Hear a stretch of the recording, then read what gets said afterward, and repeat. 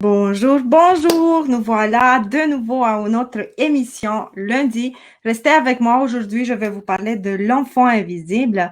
Et pose-toi la question, si toi, tu es un enfant invisible, ça va être extraordinaire de le découvrir, de voir c'est quoi l'enfant invisible, pourquoi il apparaît dans notre vie, c'est quoi exactement, qu'est-ce que ça signifie, quelles sont les conséquences sur notre vie, parce que les implications sont assez importantes. Et je veux que tu désamorces, que tu comprennes exactement qu'est-ce qui se passe avec cet enfant invisible.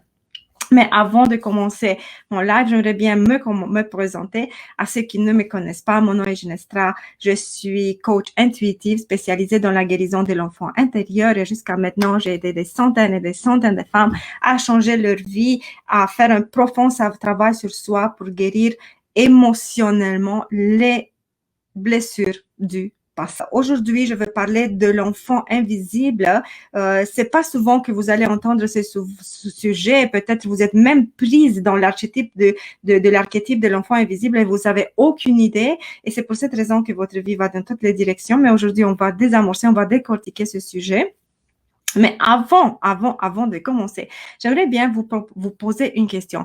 Est-ce que vous avez déjà eu le sentiment que vous êtes dans une foule, vous êtes dans une fête, mais que vous ne trouvez pas, c'est pas votre place, tu trouves pas ta place et tu sens que personne te voit, que personne te remarque, que même si tu veux dire quelque chose, tes mots sont dans la gorge, mais comme tu n'oses pas aller plus loin pour dire qu'est-ce que tu as à dire. Est-ce qu'il t'est arrivé de vivre ce type d'émotion? J'aimerais bien savoir. Écrivez-moi dans les commentaires si vous avez déjà vécu ces sentiments où ces personnes qui me prennent en considération, ces personnes qui me voient, je suis pas importante, qu'est-ce que je dis, c'est pas tellement intéressant. Et alors, qu'est-ce que tu fais instinctivement? Tu vas reculer, tu vas t'asseoir dans une place éloignée, dans un petit coin, dans un canapé, et tu vas observer, tu vas regarder les autres. J'aimerais super contente de voir vos commentaires, de savoir si vous avez déjà vécu ce type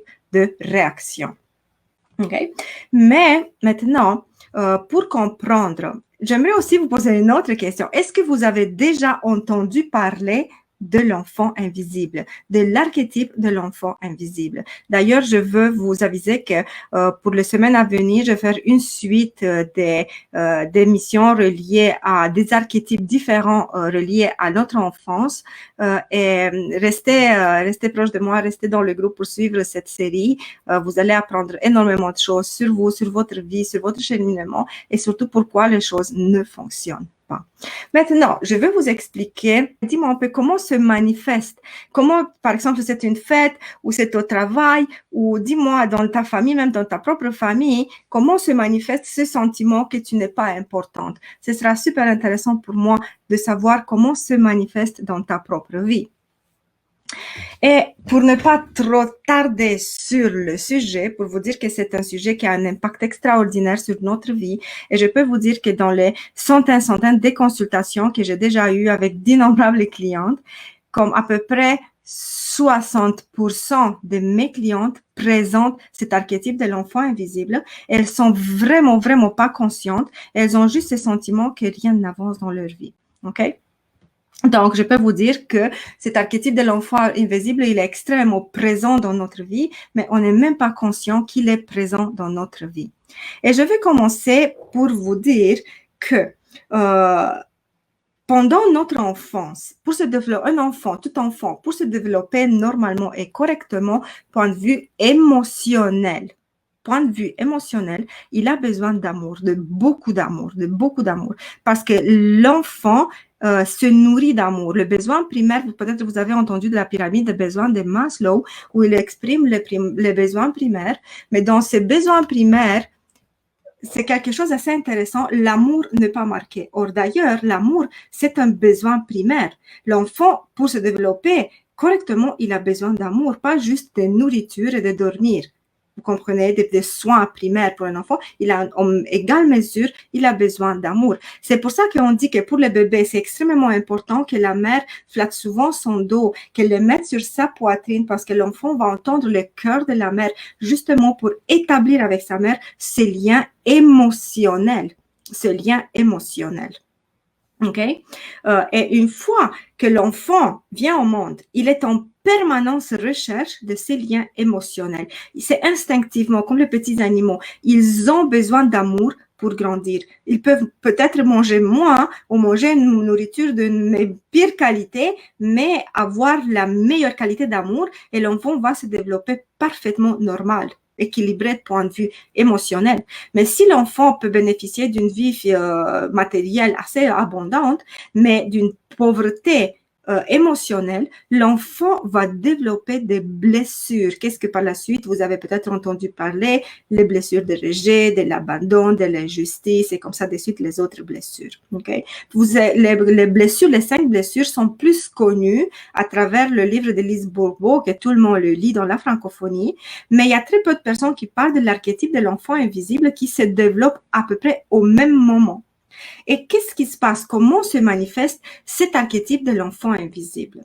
L'enfant, comme je vous ai dit, il a besoin d'amour. Il va être en permanente recherche d'amour. Et sa source principale d'amour, ça va être ses parents. Il a besoin, et principalement, spécialement, le lien avec la mère. Il a besoin de l'attention et de l'amour de la mère pour se développer correctement.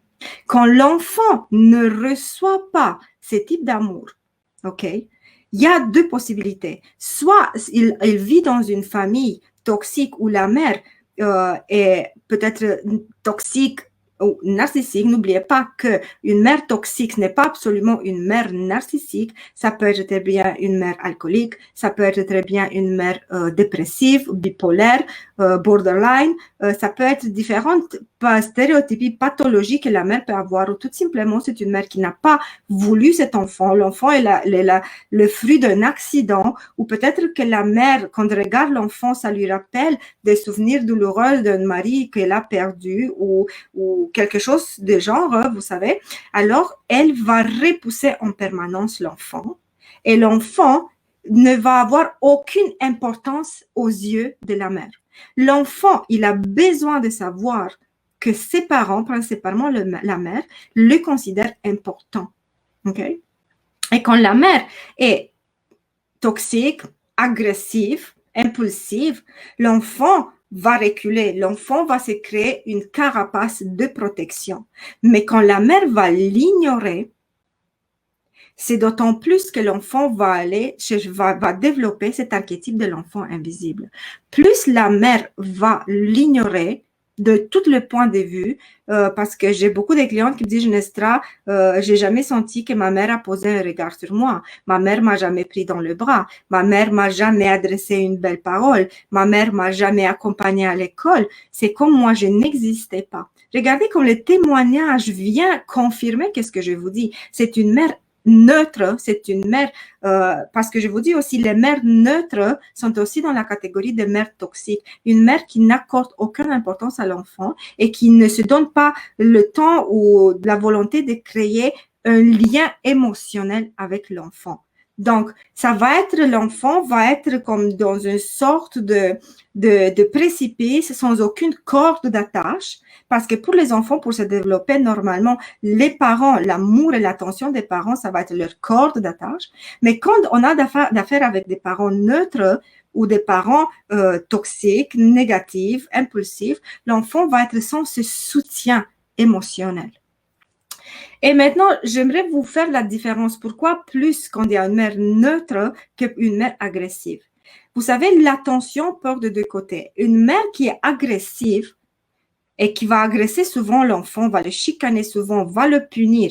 Pareil, l'enfant va sentir qu'entre lui et la mère existe un lien, qu'il existe pour sa mère, même si la mère lui donne une attention négative, des punitions, mais l'enfant, pareil, va développer dans son cerveau un mécanisme qui va dire, quand même, j'existe pour ma mère. Il va développer d'autres blessures, d'autres déviations, mais quand c'est une mère neutre, l'enfant ne va avoir aucun repère.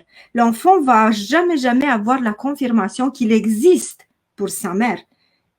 Parce que l'enfant il n'est pas encore, il est une entité physique, mais émotionnelle et mentale, l'enfant, il se identifie à ses parents. Donc, il ne se considère pas encore une entité à part. Et pour développer cette identité d'appartenance que je suis une entité à part, je suis un individu à part, il a besoin permanent d'un regard du parent pour lui dire, oui, mon enfant, tu as bien fait, bravo, je t'encourage, poursuis, continue. L'enfant a besoin de ce regard de la part du parent pour lui confirmer sa propre existence. Justement, pour lui confirmer sa propre existence. Si vous pouvez rappeler juste un petit exemple pour mieux comprendre, vous avez des enfants jusqu'à 5 ans, ils ont ce jeu, ils jouent à cache-cache. Ils se cachent derrière leur mère et ils ont vraiment la ferme conviction que leur mère ne le voit pas. Les enfants sont parfaitement convaincus qu'ils se cachent derrière leur mère, la mère ne le voit pas. Ou s'ils restent statués quelque part ou se cachent en dessous de la table, mais si on voit les pieds, l'enfant, il est convaincu que le parent, que l'adulte ou l'autre personne qui le cherche ne le voit pas. Donc, regardez comme l'enfant, en permanence, il a besoin de la confirmation de l'adulte pour lui dire, tu existes, mon enfant, je te touche, tu as une présence physique, tu es là, tu existes, tu es important pour moi.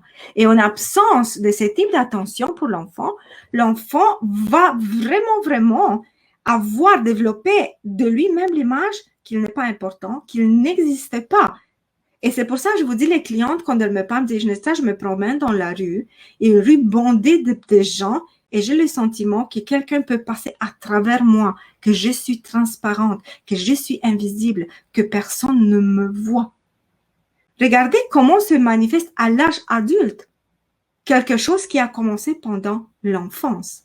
Et on me dit ici, bonjour Ginestras, chez moi ça se manifeste parce que je me sens absente, je n'arrive pas forcément à parler et je me mets en retrait. Exactement, c'est la même chose que tu te sens absente ou tu te sens invisible, c'est comme que tu es là ou tu es pas là, personne va le remarquer. Et dites-moi si vous avez déjà vécu ce sentiment, je suis là ou je suis pas là, c'est pas important. Et vous savez, j'ai des clientes qui me disent encore, j'ai le sentiment que si je meurs demain, personne va me voir. Personne va même pas remarquer que je n'existe plus sur cette planète. Et vous savez, un nombre assez intéressant de personnes qui sont prises dans cet archétype de l'enfant invisible vont être toujours dans les maladies. Elles vont beaucoup focaliser sur les maladies. Elles vont désirer, elles vont vouloir être malades, même pousser à des maladies extrêmes, jusqu'à la limite à la mort, justement parce que disent, au moins, si je suis malade, quelqu'un me donne l'attention. Vous savez, j'avais une cliente qui me disait, je suis tellement heureuse quand je suis malade et je m'en vais à l'hôpital parce qu'enfin, quelqu'un prend soin de moi. Quelqu'un me dit, hey, tu es important. Quelqu'un me dit, prends ton médicament. Quelqu'un vient me demander comment je me sens. Quelqu'un va voir si je suis encore vivante. Donc, regardez la manifestation d'un adulte pris dans cet archétype de l'enfant invisible. Vous dites, une fois que tu es prise dans l'archétype de l'enfant invisible, c'est vraiment intéressant le mécanisme. Tu ajustes tout ton comportement pour répondre à cette image que tu es invisible. Et qu'est-ce que tu vas faire? Tu ne vas pas prendre la parole, tu vas t'habiller dans des vêtements vraiment effacés, des couleurs très pâles ou des couleurs noires, comme pour encore te mélanger avec le paysage, ok? Tu ne vas jamais avoir la force de t'affirmer, tu ne vas jamais avoir la force de défendre ton point de vue. Tu ne vas jamais prendre une place importante à une table. Par exemple, tu rentres dans une table et dis, OK, asseyez-vous, vous voulez, c'est libre, c'est ouvert. Tu vas toujours inconsciemment chercher l'endroit le plus éloigné, l'endroit où personne ne peut te remarquer, où tu n'es pas au centre de l'attention. Donc, regardez comment inconsciemment, on ajuste tout notre comportement pour répondre à cet archétype. Parce que c'est quoi un archétype? Un archétype, c'est un modèle de comportement qui détermine tous nos agissements à l'âge adulte. Si je suis prise dans l'archétype de l'enfant invisible, tous mes actes, tous mes comportements, ma manière de parler, ma manière de présenter, ma posture corporelle va être en conformité avec cet archétype qui dit tu n'existes pas, tu n'es pas importante. Par la suite, qu'est-ce qui se passe avec cet archétype? Cet archétype de qu'est-ce que moi j'ai vu à mes clientes leur donne un énorme sentiment de vide existentiel. Parce que c'est comme tu vis en permanence sur une île déserte. Et le sentiment de solitude, il est extrêmement puissant chez les personnes prises dans l'archétype de l'enfant invisible. Mais si tu as en permanence le sentiment que personne ne te voit, personne ne te remarque, c'est évident que tu développes, que tu te sens tellement seul sur la planète Terre.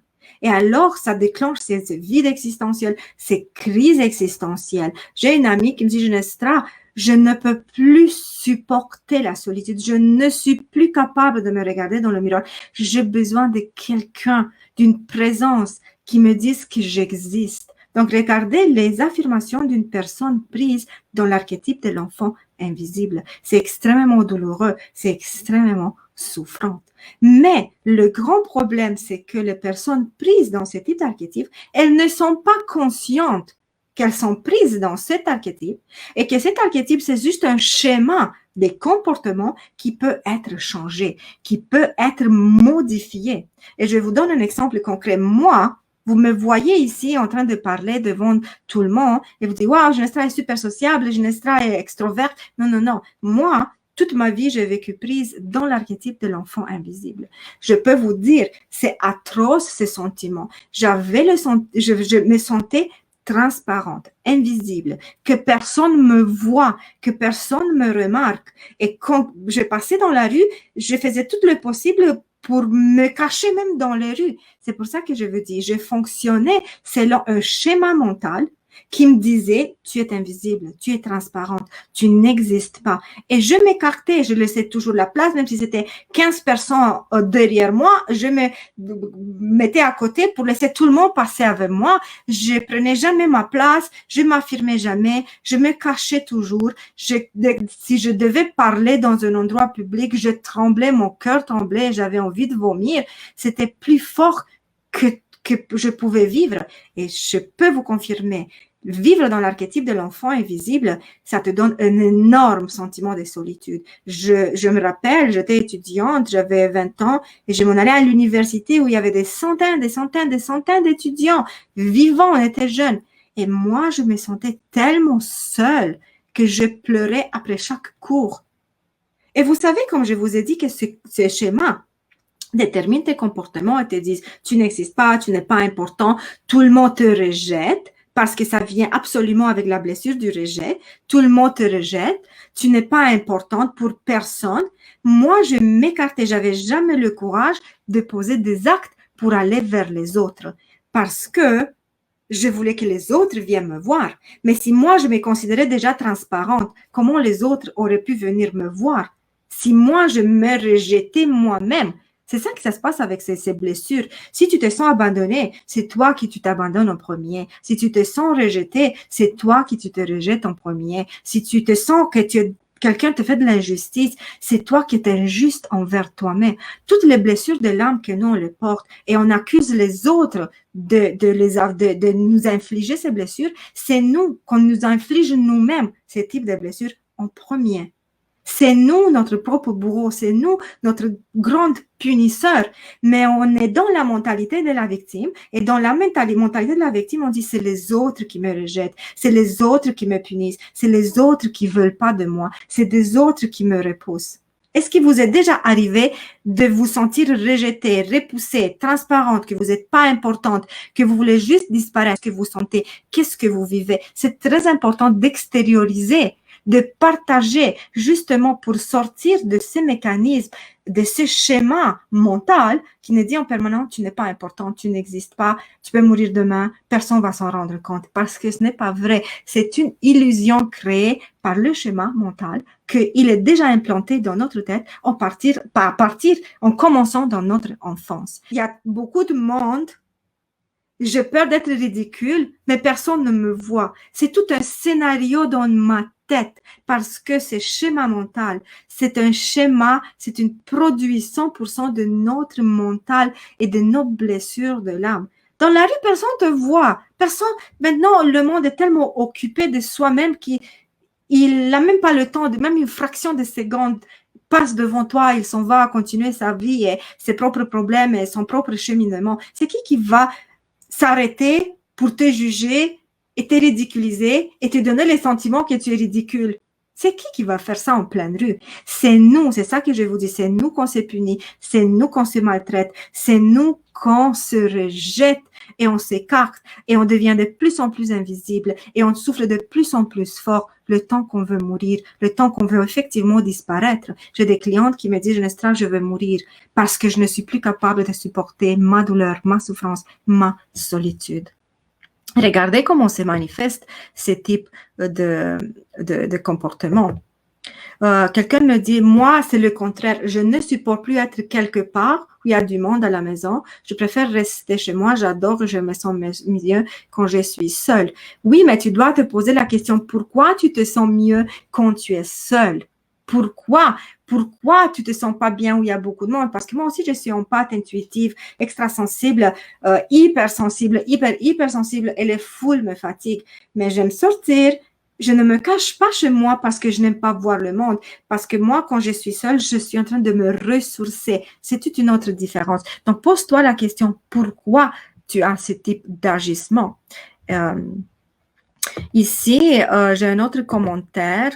Il me dit, moi, parfois, on me coupe la parole, surtout ma mère, et parfois, avant de parler, j'attends que personne parle pour être sûr d'être entendu. Exactement, parce que tu essaies de t'effrayer un chemin dans le monde des autres et dans les conversations des autres, et tu attends. Et ça peut exister des personnes impulsives qui vont jamais te donner la parole et même savoir que toi, tu as l'intention de dire quelque chose. Alors, tu vas attendre et tu vas attendre et tu vas attendre et ça va jamais être ton tour pour parler, pour dire quelque chose. Et tu vas sortir de cette discussion, de cette rencontre, vraiment frustré avec ce sentiment de vide, mais personne veut de moi, personne m'écoute, qu'est-ce que moi je dis, c'est pas important. Et même quand tu arrives à prendre la parole, à parler, tu es tellement maladroit, donc qu'est-ce que tu dis, que tout le monde va te regarder comme OK, et ton sentiment de malaise va augmenter. Et ça va être une expérience tellement intense que tu ne voudras plus la prochaine fois parler. Tu vas préférer encore te taire. Et regarde quand tu t'effaces de plus en plus en plus, plus d'effacement, plus d'effacement. Oui, et si on me dit, moi j'ai beaucoup de mots, j'ai tendance à m'effacer. Souvent, je me demande si on va m'écouter quand je parle. Si on ne m'écoute pas, je me sens inutile. Ça, c'est un très important commentaire et j'aimerais vous le montrer. Souvent, je me demande si on va m'écouter quand je parle.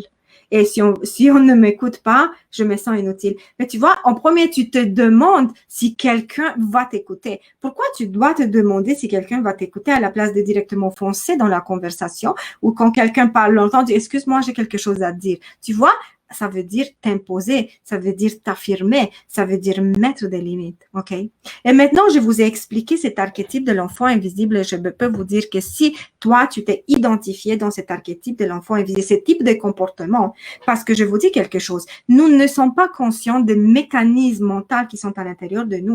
Nous, on voit en permanence les conséquences, comment on se sent, comment on vit ce type de comportement et on se sent mal. Et on se sent mal et on souffre et on a tellement cette solitude qui gâche notre vie et qui nous rend, nous déchire et on est extrêmement mal dans notre corps. Mais on n'est pas conscient que tout ça, en fait, l'archétype de l'enfant invisible, c'est un programme malveillant installé dans ton inconscient qui s'est développé pendant ton enfance et qui a commencé à grandir, à prendre ampleur pendant toute ta vie. Mais c'est juste un programme malveillant. Et il faut seulement un antivirus. Il faut le désactiver. Et on peut le désactiver parce que, je vous dis, moi, j'étais prise toute ma vie dans l'archétype de l'enfant invisible. Et regardez-moi maintenant. Moi, maintenant, je dis de moi, oui, je suis importante. J'existe. Je suis intelligente, je suis belle, je peux m'affirmer. J'ai pas peur de parler devant un milliardaire, devant le président. J'ai pas peur parce que je sais ma propre valeur.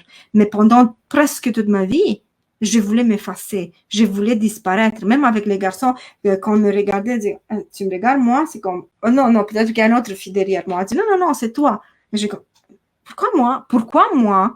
Regardez, même si quand quelqu'un te donne l'attention, tu dis, pourquoi moi? Et maintenant, je vais vous donner quelques stratégies, conseils pour sortir de l'archétype de l'enfant invisible. À la lumière de qu'est-ce que moi je vous ai dit aujourd'hui. En premier, il faut identifier les symptômes. Il faut prendre conscience que tu es dans l'archétype de l'enfant invisible. Si tu sens que tu n'as pas de valeur, que tu veux toujours te cacher, que personne t'écoute, que personne te voit, tu as le sentiment que tu peux mourir demain, que personne va se rendre compte, personne va pleurer, que tu peux disparaître, personne va même pas remarquer. Tu as le sentiment, tu as le goût de t'enfuir toujours, de disparaître. OK? Ça, c'est la première étape où tu dois prendre conscience que tu es dans l'archétype de l'enfant invisible. Ça, c'est mon premier conseil. Deviens conscient de ce mécanisme. Deuxième étape, pour désactiver ce mécanisme de l'enfant invisible, tu ne dois pas t'affirmer avec violence, coup de poing. OK? Tu ne dois pas crier fort, hey, j'existe. Tu dois en premier te le prouver à toi-même que tu es une personne de valeur, que tu as de la valeur, que tu es importante pour toi en premier, pour toi. Et quel est mon conseil? Fais une liste de tes qualités. Fais une liste de toutes tes réussites. Et si tu me dis j'en ai pas, je te crois pas parce que chaque personne dans sa vie vit de différentes réussites. Ça peut être des différents types de réussites. OK, je suis super bonne en tricot, ou je suis super bon pour faire des gâteaux, ou je suis une bonne personne qui écoute les autres. Tu dois avoir quelque chose. C'est pas possible que personne n'a des qualités. Tout le monde a des qualités. Tout le monde a des réussites. Donc, je veux que tu me fasses une liste de tes qualités et de tes réussites. Et cette liste, tu vas la coller à côté de ton lit et tu vas la lire le matin quand tu te réveilles, le soir quand toi tu te couches. Pourquoi? Parce que c'est un schéma mental dans ton inconscient et il faut le déprogrammer dans ton mental. Et comment tu dois le remplacer? Tu dois le remplacer. Et tu vas lire, parce que je te dis quelque chose, ton mental va travailler seulement et seulement avec les informations qu'il croit. Si toi, tu es maintenant dans l'archétype de l'enfant invisible, et moi, je te dis, OK, à partir de demain, tu vas sortir dans la rue et tu vas t'imposer et tu vas dire, waouh, je suis une personne extraordinaire. Tu ne pourrais jamais le faire. Pourquoi? Parce qu'en premier, c'est toi qui ne le crois pas. Et tu ne peux pas faire quelque chose que tu ne crois pas. Donc, il faut que tu crois que tu es une personne importante, que tu es une personne de valeur, que tu es une personne extraordinaire pour pouvoir le modifier dans ton comportement à l'extérieur. Lis cette liste le matin et le soir, le temps que tu le crois. Regarde-toi dans le miroir. C'est un exercice assez fou que je donne à mes clientes, mais ça fonctionne toujours super bien.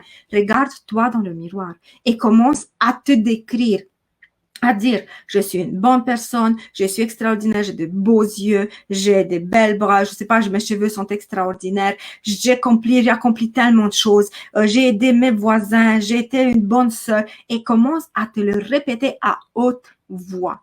Plus tu vas le verbaliser, plus tu vas le répéter, plus tu vas l'affirmer. Doucement, doucement, doucement, tu vas voir qu'une lueur de confiance va monter en toi. Et ça, c'est la première étape. Je veux que tu appliques ça. Je veux que toi, tu commences à pratiquer. Et s'il te plaît, reviens me dire tout ce que toi, tu vois comme changement dans ton comportement. Et je te dis, tu as besoin de le faire sur une base permanente. Pas tu le fais une fois par semaine et tu disparais. Tu le fais sur une base permanente, matin et soir. Et tu te le dis. Et tu sais pourquoi tu dois te le dire? Parce qu'en partant juste par le fait que tu existes, tu es une personne extraordinaire. Tu n'as pas besoin d'accomplir des miracles ou sauver le monde, sauver toutes les baleines pour être une personne extraordinaire. Tu es déjà une personne extraordinaire parce que tu existes. Et alors, pourquoi ne pas le croire? Pourquoi ne pas te le dire à toi-même à haute voix? Tu as ce droit. Tu as ce droit. Crois en toi. Affirme-toi avec amour. Et fonce. Mais je te dis quelque chose. Tu n'as pas besoin de t'imposer. Tu as besoin de faire ta place. Et même si cette personne super grande qui domine tout, tu te présentes devant elle et même quand tout le monde parle, tu dis, excusez-moi, j'ai quelque chose à dire. Et c'est comme ça que tu coupes tout le brouhaha et tu imposes avec ta présence. Tu n'as pas besoin d'être violente, tu n'as pas besoin d'être agressif, tu n'as pas besoin de frapper des objets, tu n'as pas besoin d'insulter. Juste, tu te présentes et tu lèves la main, tu fais aussi des signes physiques et tu dis, je m'excuse, j'ai quelque chose à dire. Mais pour arriver à lever la main et dire, je m'excuse, j'ai quelque chose à dire, tu dois traverser ces étapes, le travail, les exercices que je te dis pour sortir de ton archétype de l'enfant invisible. Parce que je te dis, comment les autres, tu veux qu'ils te voient si toi-même, tu considères que tu n'existes pas? C'est impossible. C'est impossible que les autres voient quelque chose qui n'existe pas. Alors, c'est à toi de dire, j'existe, je suis importante. Et alors, les autres, doucement, doucement, vont commencer à te voir. Que tu dois faire une liste avec les choses que tu as accomplies déjà. Donc, c'est quelque chose qui est vrai. Comment tu peux pas croire quelque chose qui est vrai? Tu dois écrire quelque chose qui est vrai justement pour le croire. Justement pour le croire. C'est ça le but. Parce que le mental, il va pas prendre des informations qu'il ne croit pas. Le mental va toujours prendre et travailler avec les images, les informations qu'il croit. C'est pour ça l'importance de faire une liste avec tes propres succès, avec tes propres accomplissements, avec tes beaux traits de caractère et de qu'est-ce que toi, tu considères que c'est extraordinaire en toi. Et n'oubliez pas, je vais annoncer aujourd'hui, demain je vais lancer, vendredi, je vais avoir une classe Zoom VIP pour les personnes qui veulent travailler la confiance en soi. Écrivez-moi en commentaire maintenant, je veux, et je vais vous envoyer le lien pour faire l'inscription. C'est un Zoom VIP gratuit, vous l'offre pour vous donner des stratégies et des outils pour augmenter la confiance en soi. Mais je vous dis, ça va pas être dans le groupe, c'est vraiment private, c'est VIP, Zoom privé avec moi. Écrivez dans les commentaires où je veux, oui. Comme ça, je vais vous envoyer le lien pour les inscriptions. J'ai des places limitées, je vais vous dire, c'est un VIP, donc je donne beaucoup d'attention aux personnes qui sont là-bas. Écrivez si vous voulez augmenter la confiance en soi. Même les personnes qui regardent l'enregistrement, écrivez et je vais vous envoyer le lien. Alors, s'il vous plaît, écrivez je veux dans les commentaires pour que je vous envoie le lien pour vous enregistrer à ma classe VIP. Je vais avoir des prix. Il y a des personnes qui vont gagner des coachings, vont gagner mon grand programme de coaching à $600, à 600 €, et une personne qui va gagner mon grand prix à 1200 €. Donc, s'il vous plaît, écrivez je veux, vous pouvez avoir la possibilité de gagner effectivement gratuitement. Je vais vous laisser, vous donner accès à mes gros programmes de coaching, mais participez si vous voulez changer votre vie. Participez, écrivez je veux, aussi d'autres prix, d'autres cadeaux, parce que je veux qu'on vit dans une communauté active où tout simplement je donne, parce que moi aussi je reçois beaucoup en retour, parce que mon message est le suivant: peu importe ton passé, c'est pas ta faute, tu n'es pas vite coupable de ton passé, mais tu es 100% responsable de ton avenir, et tu es responsable de ton avenir quand tu poses des actes pour guérir. Quand tu poses des actes pour guérir. Alors, justement, écrivez je veux, vous avez la possibilité de gagner beaucoup de prix avec moi, et comme je vous ai dit, je vais avoir 2 grands prix, un prix, le programme à 1200 € et un autre programme à 600 €. Je vous dis des choses extraordinaires, plus d'autres petits cadeaux. Inscrivez-vous. Vendredi, je vais avoir cette classe VIP extraordinaire. Et maintenant, j'aimerais savoir qu'est-ce que vous pensez des informations que je vous ai données aujourd'hui. Est-ce que vont être des informations importantes pour vous, utiles, quelque chose que vous connaissiez pas, et qu'est-ce que vous avez... J'aimerais juste un petit feedback pour savoir si les informations que je vous ai données aujourd'hui ont été importantes pour vous, vous ont apporté un peu plus de lumière dans votre cheminement, quelques prises de conscience. Ce sera super apprécié que vous me donnez ce feedback. J'aimerais aussi savoir, parce que ça m'aide toujours de m'améliorer, d'aller plus en profondeur pour certains sujets et d'apporter des sujets qui viennent ensemble. Alors, j'aimerais bien savoir votre feedback.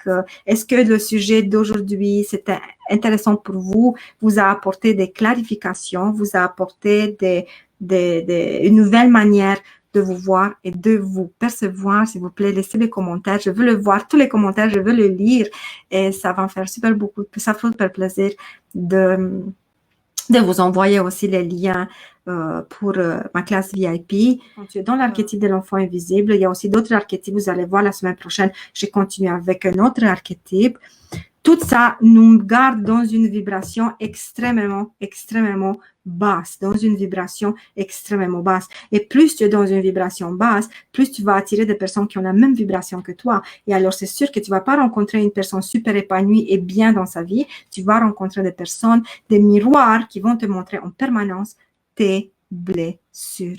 Je vous dis clairement, chaque personne qu'on rencontre dans notre vie, c'est un miroir qui nous montre nos blessures et nous montre qu'est-ce que c'est à guérir. Alors, quand une personne te fait du mal, ne te demande pas pourquoi cette personne m'a fait du mal. Demande-toi qu'est-ce que je dois comprendre sur moi-même, qu'est-ce qu'il reste à guérir à l'intérieur de moi.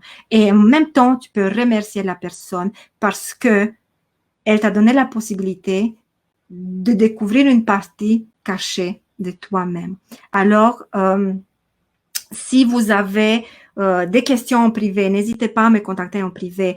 Si vous voulez entamer un profond travail sur soi aussi, n'hésitez pas à me contacter pour intégrer un de mes programmes de coaching et ça me ferait énormément plaisir de vous aider à transformer votre vie comme j'ai aidé des centaines de femmes jusqu'à maintenant à transformer complètement leur vie. Et je vous dis quelque chose.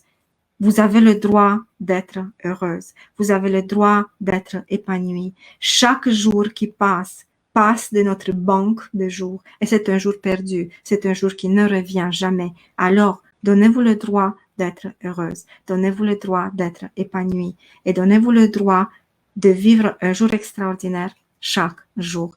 Alors, je vous envoie beaucoup d'amour, jusqu'à la semaine prochaine, quand je vais revenir à un autre archétype, ça va être l'archétype de l'enfant adulte. C'est vraiment des mécanismes extrêmement puissants et vous allez voir la déchirure qui se passe à l'intérieur de nous quand on est pris dans ces archétypes extrêmement toxiques, tout comme l'archétype de l'enfant invisible. Merci beaucoup. Je vous envoie énormément d'amour. J'aimerais même les personnes qui sont dans l'enregistrement, s'il vous plaît, laissez-moi un commentaire. Je veux savoir qu'est-ce que vous pensez sur ce sujet. Quelles sont des informations supplémentaires que vous avez besoin que vous apporte. Et je vous envoie énormément d'amour. Et ici, on me dit, justement, je vais vous montrer un petit, je travaille beaucoup sur ta formation et les effets se sont déjà ressentis. Je suis à mi-chemin, je progresse, tu as tellement raison. Merci beaucoup de me faire confiance, de travailler avec moi. Et je vous dis, chaque personne, toutes les personnes qui intègrent mes programmes de coaching, elles voient des résultats après quelques jours et leur vie se transforme d'une manière radicale pour toujours. Plus jamais besoin de psychologue, plus besoin de thérapeute, de magnétiseur, quoi que ce soit, parce que je te donne les outils pour que tu travailles toi-même pour toujours sur toi-même, que tu deviens autonome dans la gestion de ta propre vie. Je vous envoie beaucoup d'amour, prenez soin de vous. Bye bye, à la semaine prochaine.